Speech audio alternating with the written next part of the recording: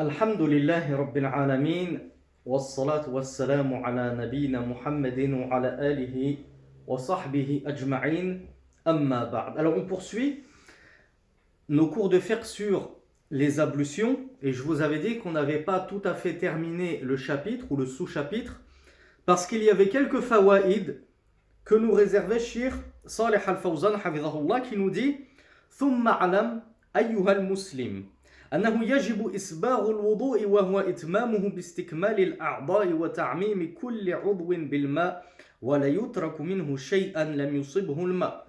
Il nous dit aux frères en islam, sache que il t'est impératif, c'est-à-dire il est obligatoire de faire al-isbar. Qu'est-ce que isbarul wudu? Vous avez peut-être déjà entendu parler de ces termes, de cette expression.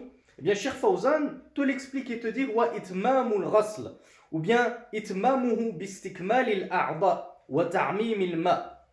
Donc c'est le fait de parfaire ces ablutions, non pas forcément en appliquant toutes les sunnas. C'est pas ce qui est voulu par isbarul wudu. Isbar al-wudu, c'est le fait de parfaire ces ablutions en les faisant soigneusement, convenablement, de sorte que tu as bien fait attention de toucher tout le membre par l'eau et que tu n'as pas fait tes ablutions à la va-vite, tu te laves les mains comme ça jusqu'au bras et tu oublies le coude, ou bien tu te laves le pied à la va-vite et tu oublies le talon. Isbarul wudu, c'est le fait de les faire convenablement, consciencieusement, en prenant grand soin de laver tout le membre en entier, sans en omettre aucune partie, nous dit Cheikh Fawzan. فقد رأى النبي صلى الله عليه وعلى آله وسلم رجلا ترك موضع ظفر على قدمه فقال له ارجع فأحسن وضوءك. Cheikh Fawzan nous dit que le messager d'Allah sallallahu alayhi wa alihi wa sallam avait vu un homme qui avait laissé seulement l'espacement d'un ongle sur son pied que l'eau n'avait pas touché. C'est-à-dire comment on appelle ça, l'équivalent de la taille d'un ongle, juste ça, cette petite partie équivalente à la taille d'un ongle, sur son pied, Rasulullah avait vu que l'eau n'avait pas touché cette partie-là.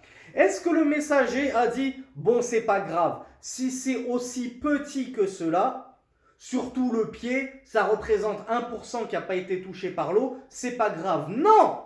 Tout le contraire, le messager d'Allah dit à ce compagnon, retourne, refais tes ablutions. Et il lui a dit, ahsin wudu'ak, c'est-à-dire fais-les convenablement, consciencieusement. Ce n'est pas normal que tu fasses tes ablutions tellement rapidement que tu as oublié ne serait-ce que l'équivalent de la taille d'un ongle. وعن بعض أصحاب النبي صلى الله عليه وعلى آله وسلم أنه رأى رجلا يصلي وفي بعض قدمه لمعة قدر الدرهم لم يصبها الماء فأمره أن يعيد الوضوء والصلاة. Subhanallah. Ça c'est très grave mes frères et sœurs. Cheikh Fawzan nous rapporte d'après certains compagnons du messager d'Allah sallallahu alayhi wa sallam qu'il avait vu un homme prier alors que sur son pied il y avait une partie qui luisait. Pourquoi elle luisait? Parce qu'elle luisait par rapport au reste du pied, parce qu'elle n'avait pas été touchée par l'eau. Donc on voyait que cette partie était différente des autres parties du pied. Et cette partie, elle était de la taille d'un dirham, une pièce de monnaie. Juste un tout petit emplacement comme ça dans le pied qui n'avait pas été touché par l'eau. Qu'est-ce que le messager d'Allah sallallahu alayhi wa sallam, il a ordonné à ce compagnon de refaire ses ablutions et de refaire sa prière. Bah oui, parce que si tu as prié alors qu'à la base tes ablutions étaient incomplètes, alors ta prière est invalide. Donc voilà pourquoi je vous dis c'est très grave mes frères et sœurs et qu'il faut faire attention. Il ne faut pas s'ablutionner à la va-vite parce qu'on est pressé, parce qu'il fait froid. On doit faire ce qu'on appelle isbarul wudu, consciencieusement ces ablutions jusqu'à ce que tout le membre en entier ait bien été lavé et ne rien laisser de son membre. Comme on l'a vu dans le cours précédent, les femmes qui se mettent du vernis, eh bien elles vont laisser des parties de leur corps les ongles n'auront pas été touchés par l'eau à cause du vernis. Eh bien, si toi tu te laves le pied et qu'une toute petite partie du pied, une toute partie du visage, une toute petite partie du bras n'a pas été touchée par l'eau, sache que tes ablutions sont invalides. Et que les prières que tu vas prier avec de telles ablutions naqisa, déficientes ou défaillantes, elles seront invalides, ces prières-là. Donc le messager d'Allah lui a ordonné de recommencer ses ablutions et de recommencer sa prière. وقال النبي صلى الله عليه وعلى آله وسلم ويل للأعقاب من النار وذلك لأنه قد يحصل التساهل في تعاهدهما فلا يصل إليهما الماء أو تبقى فيهما بقية لا يعمها الماء فيعذبان بالنار بسبب ذلك. Donc Cheikh Fawzan nous dit que le messager d'Allah avait également dit malheur au talon du feu.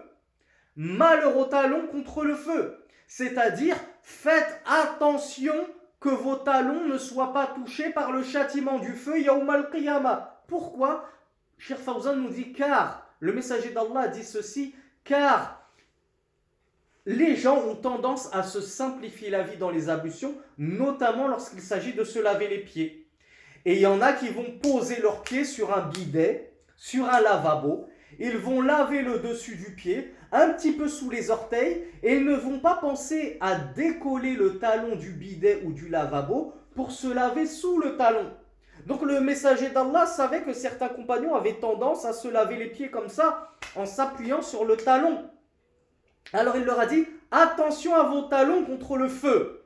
Si vous ne lavez pas cette partie-là, il se peut qu'Allah vous châtie et que le feu touche vos talons. Pourquoi? Parce que dans un autre hadith, le messager d'Allah nous a appris que le feu de l'enfer ne touchera pas les membres qui ont été lavés par les ablutions. Donc si toi tu as pris l'habitude de ne pas laver une partie de ton membre, notamment par exemple le pied, cette partie-là pourrait être touchée par le feu. Pourquoi? Parce que tu ne l'as jamais lavé par les ablutions. Ou bien tu n'as pas pris l'habitude de la laver lors de tes ablutions. Donc Cheikh Fawzan nous dit, ils sont une source, les talons, de châtiment du feu si on ne les a pas lavés soigneusement, consciencieusement dans les ablutions. Donc vous voyez, il ne faut rien délaisser. Quand Allah nous dit lavez vos visages, ça veut dire tout le visage. Pas la va-vite et j'oublie une partie du front, j'oublie la peau qui est sous la barbe, j'oublie l'extrémité de la joue qui tend vers l'oreille.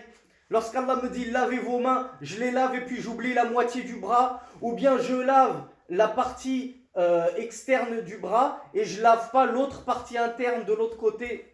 Pareil pour les pieds, je me lave et je remonte pas bien jusqu'à la cheville, ou je lave pas mon talon. Il faut faire très très attention mes frères et sœurs. Ce n'est pas un jeu les ablutions. Mais rassurez-vous, sachez que lorsqu'on a pris, ça peut paraître rébarbatif et laborieux pour certains, mais croyez-moi, lorsqu'on a pris l'habitude de faire ces ablutions soigneusement, consciencieusement, après, ça devient très simple et on les fait même rapidement et consciencieusement. Ne pensez pas que faire ces ablutions consciencieusement, ça veut dire mettre 10 minutes, 15 minutes, comme certains le font dans les salles de bain.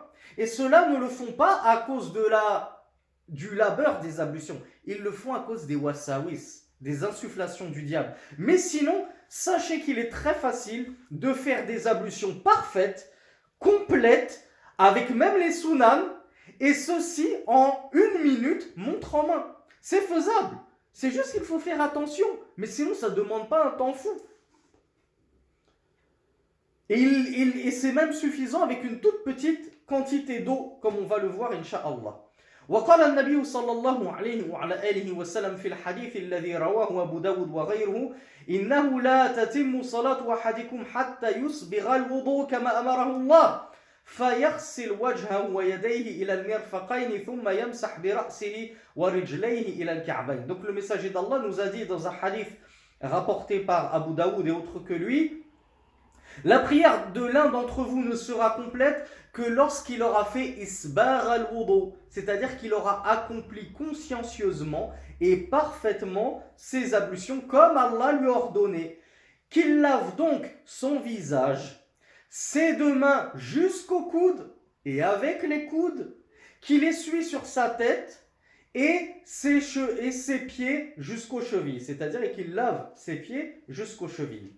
ثم اعلم أيها المسلم أنه ليس معنى إسباغ الوضوء كثرة صب الماء بل معناه تعميم العضو بجريان الماء عليه كله وأما كثرة صب الماء فهذا إسراف منهي عنه بل قد يكثر صب الماء ولا يتطهر الطهارة الواجبة وإذا حصل إسباغ الوضوء مع تقليل الماء فهذا هو المشروع. Cheikh Fawzan nous dit une chose magnifique.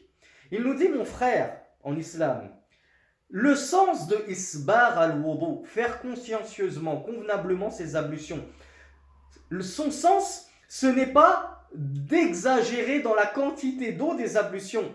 On ne te demande pas de faire tes ablutions avec beaucoup d'eau, c'est pas ça le sens. Cheikh Fawzan nous dit, le sens, c'est juste de recouvrir tous les membres ou de te faire toucher tous les membres, de faire couler l'eau sur tous les membres entièrement. C'est juste ça, tout le membre doit être entièrement touché par l'eau. C'est ça, isbar al-wudu. Et on ne te demande pas de verser 4 litres d'eau sur chaque membre. Il y en a qui se disent, il faut que je mette beaucoup d'eau pour être sûr. Non, Harry, ça, en général, quand tu penses comme ça, c'est le waswas. C'est les insufflations sataniques qui vont te faire tomber, comme on va le voir, des propos de shirk, dans le gaspillage, qui est lui interdit. Donc tu crois bien faire alors qu'en fait, tu es en train de tomber dans un interdit. Donc, Cheikh Saleh Al-Fawzan nous dit, quant au fait d'utiliser beaucoup d'eau dans les ablutions, ceci est du israf, ceci est du gaspillage interdit. Mais plutôt, il arrive même que certains utilisent beaucoup d'eau et pourtant ils ne se seront pas acquittés de l'ablution obligatoire et prescrite. Pourquoi? Parce qu'il est capable d'utiliser beaucoup d'eau sur son pied, il le lave pendant 15 minutes, mais il a oublié de nettoyer son talon, par exemple, comme on l'a vu tout à l'heure. Ou alors il n'est pas remonté convenablement jusqu'aux chevilles. Donc Cheikh Fawzan nous dit, ça sert à rien que tu t'évertues à utiliser beaucoup d'eau, c'est pas ce qui est prescrit. Ce qui est prescrit, c'est juste que tu nettoies convenablement et entièrement chaque membre qu'Allah subhanahu wa ta'ala a ordonné de laver. Et si tu utilises beaucoup d'eau, au contraire, tu vas tomber dans le gaspillage qui est lui interdit. Donc Cheikh Fawzan nous dit, le fait de laver tout le membre, al-isbar, complètement le membre, avec en plus de cela une petite quantité d'eau, ceci est ce qui est légiféré et ceci est la sunna de votre messager sallallahu alayhi wa alihi wa sallam. فقد ثبت في الصحيحين أنه صلى الله عليه وعلى آله وسلم كان يتوضأ بالمد ويغتسل بالصاع إلى 5 أمداد. Il a été rapporté dans les deux authentiques, Bukhari et Muslim, que le messager d'Allah sallallahu alayhi wa sallam faisait ses ablutions bil mud. Alors, on essaye de se rappeler nos cours sur la zakat pour ceux qui s'accrochent à la sunna et qui ne sortent pas leur zakat al-fitr en argent, mais qui leur sortent en nourriture. Comment on la sort en nourriture? Bil moud. 4 moudoud. C'est quoi le moud? On a vu que le moud, c'est l'équivalent des 2 mains jointes. Eh bien, il est rapporté que le messager d'Allah, il puisait de l'eau avec ses 2 mains jointes, et tout ce qu'il puisait d'eau avec ses 2 belles mains jointes, sallallahu alayhi wa sallam, c'était l'équivalent d'eau dont il avait besoin pour faire ses ablutions. Allahu Akbar. Il suffisait cette quantité d'eau au messager pour ses ablutions. Et nous, c'est à peine si une bouteille d'1,5 litre nous suffit. Des fois, on va en chercher une deuxième. Et le messager d'Allah, sallallahu alayhi wa sallam, prenait son rousl, les ablutions majeures, avec quoi? Avec un sa'. Et un sa', c'est arba'a moudoud. Donc, c'est 4 puisements de mains jointes. Donc, un sa', 4 fois l'équivalent de ce que tes 2 mains jointes peuvent puiser comme eau, c'est avec ça que Rasulullah prenait son rousl. Allahu Akbar. Voire, il rajoutait encore un moud pour faire 5 moudoud. Ou 5 amdad. Voilà la quantité d'eau dont le messager d'Allah sallallahu alayhi wa sallam avait besoin. ونهى النبي صلى الله عليه وعلى آله وسلم عن الإسراف في الماء فقد مر صلى الله عليه وعلى آله وسلم بسعد وهو يتوضأ فقال ما هذا السرف فقال أفي الماء إسراف فقال نعم وإن كنت على نهر جار كما رواه الإمام أحمد وابن ماجه وله شواهد والصرف ضد القصد. Cheikh Salih al-Fawzan hafidhahullah nous dit que le messager d'Allah sallallahu alayhi wa sallam a interdit le gaspillage de l'eau. Et un jour il est passé près de Sa'd radiyallahu anhu qui faisait ses ablutions. Et il a dit à Sa'd, qu'est-ce donc que ce gaspillage? Car Sa'd utilisait beaucoup d'eau pour ses ablutions. Alors Sa'd, il a été étonné. Il a dit, y a-t-il un gaspillage dans les ablutions? Parce que Sa'd, il s'est dit, après tout, c'est pas grave si j'utilise un peu trop d'eau, ça reste pour faire du bien. Ça reste pour faire une ibada, les ablutions. Donc il ne pensait pas que même dans les ablutions, il fallait être économe et ne pas gaspiller l'eau. Donc il a demandé au messager d'Allah, y a-t-il donc du gaspillage dans les ablutions? Alors le messager d'Allah lui a dit, oui, quand bien même tu te trouverais au bord d'un lac, c'est-à-dire un lac dont l'eau ne tarit jamais. Vous le savez, l'eau des lacs, des torrents, elle coule en permanence, elle est ininterrompue. Bien, Rasulallah lui a dit, même si tu es au bord d'un lac, où l'eau coule en permanence de manière ininterrompue, il y a du gaspillage. Tu ne dois pas gaspiller cette eau. Subhanallah. Et le hadith a été rapporté par l'imam Ahmed ibn Majah. Et Cheikh Salih al-Fawzan nous dit qu'il a des témoins, donc il le renforce, parce que certains savants voient que ce hadith est da'if, il est faible. Et Cheikh Fawzan nous dit que as-saraf wa diddul qasd. As-saraf, le gaspillage, c'est l'opposé exact de l'économie. Donc il ne faut pas gaspiller l'eau, il faut être économe avec l'eau et prendre soin de ne pas en utiliser trop dans nos ablutions, juste le strict nécessaire. وأخبر صلى الله عليه وعلى آله وسلم أن يكون في أمته من يتعدى في الطهور وقال إن للوضوء شيطانا يقال له الولهان فاتقوا وسواس الماء. Cheikh Salih al-Fawzan hafidhahullah nous dit que le messager d'Allah a été informé qu'il y aurait dans sa umma, subhanallah, comme est véridique cette vision-là, ou cette information qu'on lui a apportée. On lui a apporté l'information qu'il y aurait dans sa umma, dans sa communauté, des gens qui transgresseront dans la purification, c'est-à-dire qui exagéreront dans la purification. Alors le messager d'Allah sallallahu alayhi wa sallam a dit, il y a pour le wudu un shaitan, il y a un démon qui va s'occuper du wudu des gens. Il est appelé al-walhan. Alors craignez le waswas de l'eau. Le messager d'Allah sallallahu alayhi wa sallam nous dit, craignez les insufflations de ce shaitan qui vient t'embêter pendant tes ablutions. En te disant, mais attends Harry, t'es sûr que t'as bien lavé tout le bras? T'es sûr que t'as pas oublié une petite partie? Et alors toi, tu vas te faire engrainer par ce shaitan et tu vas renettoyer ce bras. Ensuite, une fois que t'es arrivé au pied, il te dit, t'es sûr que t'as pas oublié le bras droit? Tu t'es lavé le bras gauche, mais pas le bras droit. Alors tu vas revenir, et indéfiniment. Et il y en a qui sont touchés par cela lors du nettoyage des parties intimes. T'es sûr qu'il n'y a pas une goutte qui est sortie après que tu te sois nettoyé?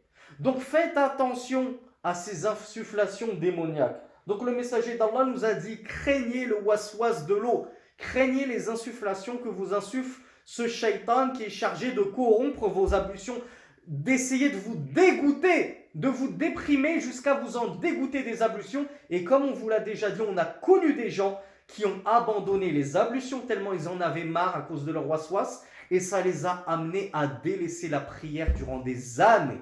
Wala hawla wala quwwata illa billah. Cheikh Fawzan nous dit والصرف في صب الماء مع أنه يضيع الماء من غير فائدة يوقع في مسائد أخرى. في مفاسد أخرى, pardon. Cheikh Fawzan nous dit, quant au gaspillage dans l'utilisation de l'eau, en outre le fait que ce soit du gaspillage inutile, sans le moindre profit, il nous dit, il en découle d'autres mafasid, d'autres choses néfastes. Premièrement, minha أنه قد يعتمد على كثرة الماء فلا يتعاهد وصول الماء إلى أعضائه فربما تبقى بقية لم يصلها الماء ولا يدري عنها فيبقى وضوءه ناقصا فيصلي بغير طهارة. Et ça c'est vrai ce que nous dit Cheikh Fawzan. Il nous dit premier élément néfaste qui peut survenir à cause du gaspillage, c'est que tu vas te reposer sur l'abondance de l'eau. En te disant, j'ai utilisé tellement d'eau que c'est sûr que je me suis bien lavé, que j'ai bien irrigué et lavé tout le bras, que j'ai bien lavé tout le pied. Mais en fait, t'en es pas sûr. C'est juste que tu as mis tellement d'eau que tu t'es dit, c'est sûr que j'ai touché tout le membre. Mais Cheikh Fawzan nous dit, il se peut qu'il y ait une partie qui n'a pas été touchée parce que tu n'y as pas pris soin.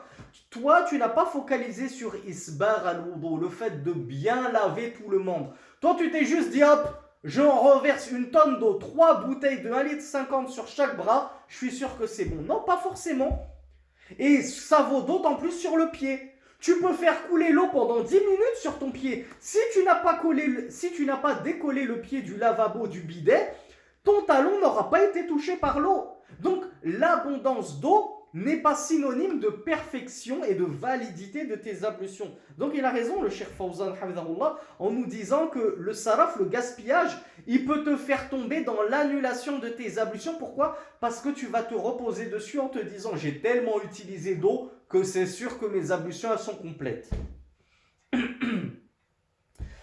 Minha, autre mafsada. Cheikh Fawzan nous dit al-khawfu alayhi min al-ghuluw fi al-ibada. Fa inna al-wudu'a ibada wa al-ibadatu idha dakhalaha al-ghuluw fasadat.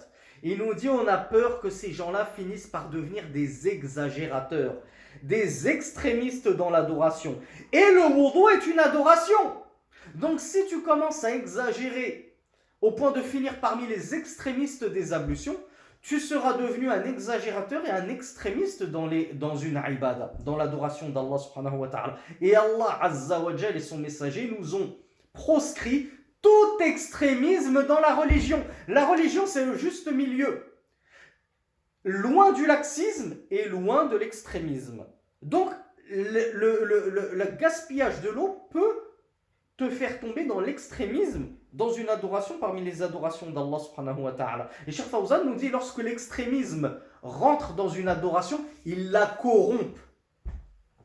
ومنها أنه قد يحدث له الوسواس في الطهارة بسبب الإسراف في صب الماء والخير كله في الاقتداء بالرسول صلى الله عليه وعلى آله وسلم وشر الأمور محدثاتها.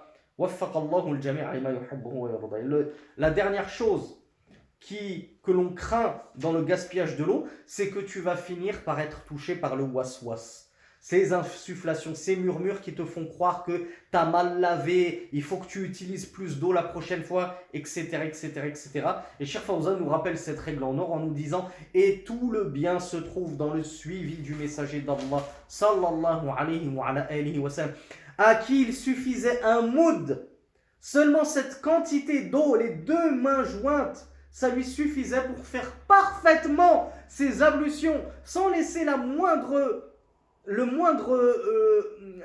partie du moindre membre non touché par l'eau, avec en plus toutes les sunan.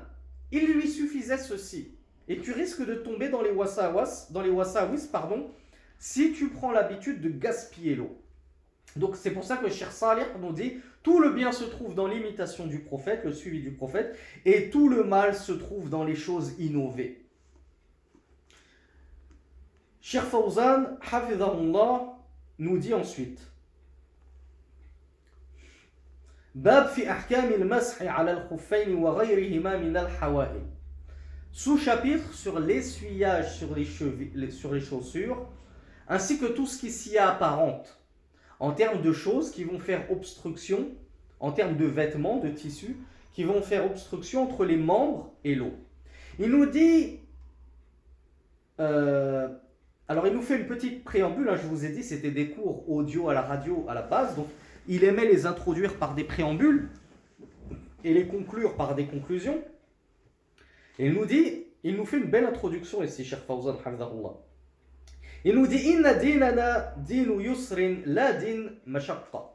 La dinu mashaqqatin wa harajin. ويضع لكل حالة ما يناسبها من الأحكام مما به تتحقق المصلحة وتنتفي المشقة. Il nous dit notre religion, c'est une religion d'aisance. C'est une religion de facilité. Ce n'est pas une religion de difficulté et de gêne. Et Allah n'a pas placé pour vous dans votre religion de gêne, nous dit-il dans le Coran. Donc, Cheikh Fawzan nous dit, Allah subhanahu wa ta'ala, pour chaque situation et chaque cas de figure, il lui a prescrit des jugements adaptés, des jugements qui conviennent parfaitement à la situation. Et vous allez voir pourquoi l'essuyage sur les chaussures convient parfaitement à la situation et simplifie la religion aux gens. Parmi cela, parmi ces simplifications de la religion, il y a ce qu'Allah a prescrit en termes d'ablution. Il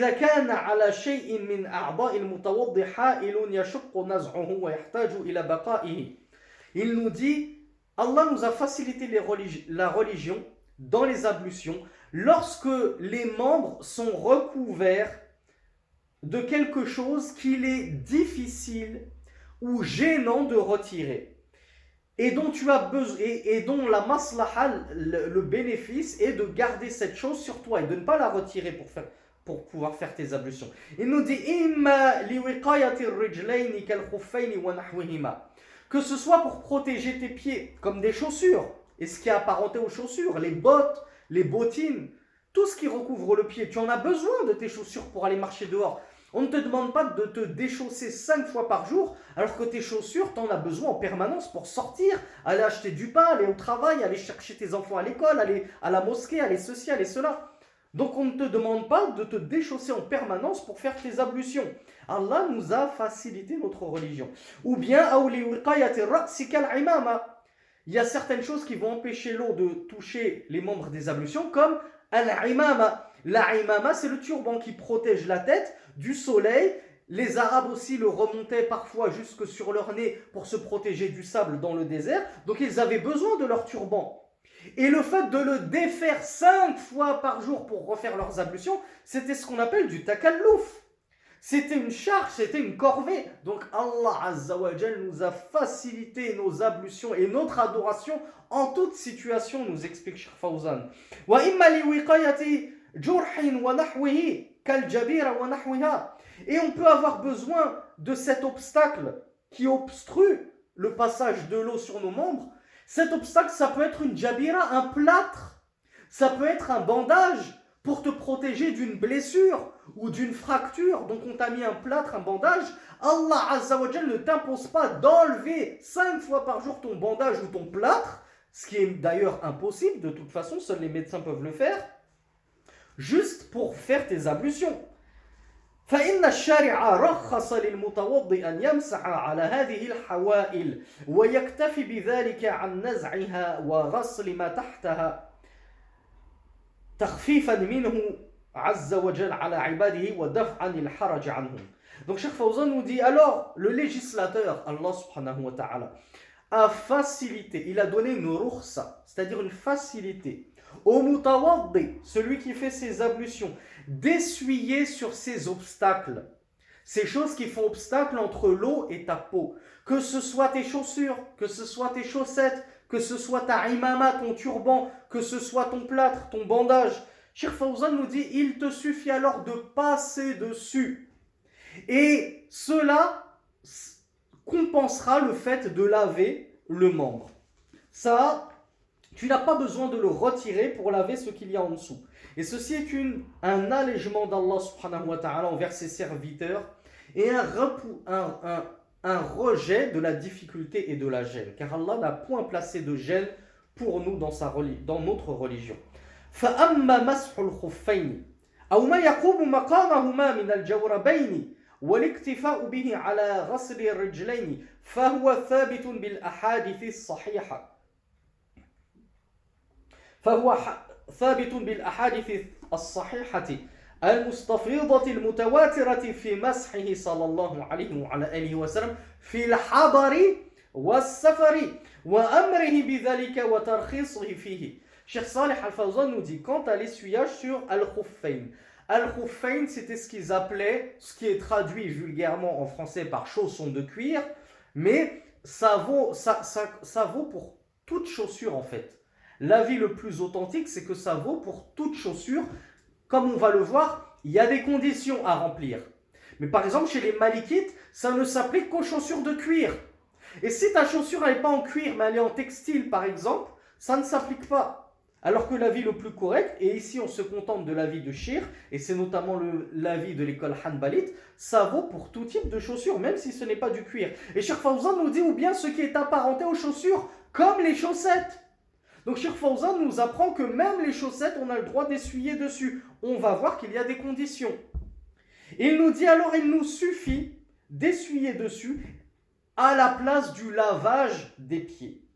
Et ceci a été authentiquement rapporté dans la sunna. C'est mutawatir, c'est-à-dire ça a été rapporté d'un si grand nombre de façons, de chaînes de transmission, que c'est une chose célèbre du messager d'Allah qu'il a essuyé lui-même sur ses chaussures et qu'il a ordonné, qu'il a enjoint de le faire à ses compagnons. Et ceci en voyage comme en résidence. Qu'il était à Médine chez lui ou bien qu'il était en voyage. Ce n'est pas une pratique qui est réservée uniquement pour simplifier aux voyageurs parce que c'est difficile pour le voyageur. Non, même le résident, il a le droit de bénéficier de cette pratique. قال الحسن رحمه الله حدثني 70 من أصحاب رسول الله صلى الله عليه وعلى آله وسلم أنه مسح على الخفين. Al-Hassan al-Basri, quand on dit Hassan, Al-Hassan, ce qui est voulu généralement chez les savants, c'est Al-Hassan al-Basri. Et il a dit 70 compagnons du messager d'Allah sallallahu alayhi wa sallam m'ont rapporté qu'il avait essuyé sur ses khouf, sur ses bottines ou sur ses chaussures.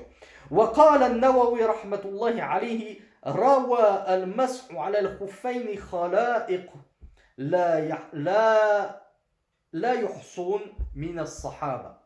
An-Nawawi rahmatullahi alayhi a dit, il a été rapporté l'essuyage sur les bottines d'un nombre incalculable de compagnons. وقال الإمام أحمد رحمة الله عليه ليس في نفسي من المسح شيء فيه 40 حديثا عن النبي صلى الله عليه وعلى آله وسلم. L'imam Ahmed, imam Ahl al-Sunnah wal-Jama'a, imam al-Muhaddithin, il a dit, je n'ai aucun doute, je n'ai aucune ambiguïté quant au sujet de la permission de l'essuyage sur les bottines, car il est venu pas moins de 40 hadiths au sujet rapporté du messager d'Allah sallallahu alayhi wa sallam à ce sujet. وقال ابن المبارك وغيره ليس في المسح على الخفين بين الصحابة اختلاف هو جائز. Donc Abdullah ibn al-Mubarak, parmi les grands mujtahidines contemporains de l'imam Malik, ainsi que d'autres que lui, ont dit, il n'y a aucune divergence entre les compagnons au sujet de l'essuyage sur les bottines. Ceci est jaïz, c'est autorisé, c'est même légiféré. ونقل ابن المنذر وغيره إجماع العلماء على جوازه. Ibn al-Munzir ainsi que d'autres ont même rapporté le consensus des gens de science sur l'autorisation de procéder à l'essuyage sur les bottines. واتفق عليه أهل السنة والجماعة. Et les gens de la sunna du groupe sont muttafiqun alayhi, c'est-à-dire ils sont unanimes sur le caractère légiféré de cette pratique. بخلاف المبتدع الذين لا يرون جوازه. Cheikh Fawzan nous dit, contrairement aux mubtadi'a, aux gens de l'innovation, qui eux estiment que ceci n'est pas légiféré, qu'il n'est pas autorisé d'essuyer sur ses bottines. Ça, ce sont les gens de l'innovation qui disent ça, d'après Cheikh Fawzan. وحكم المسح على الخفين أنه رخصة. Donc Cheikh Fawzan nous dit, quel est le jugement de l'essuyage sur les bottines? Est-ce que c'est wajib, c'est autorisé? C'est-à-dire que si je suis chaussé, je n'ai pas le droit de me déchausser pour me laver le pied, je suis obligé de faire le masque. Est-ce que c'est sunna? C'est très recommandé. Est-ce que c'est makrouh? Est-ce que c'est détestable? Est-ce que c'est haram? C'est interdit de procéder?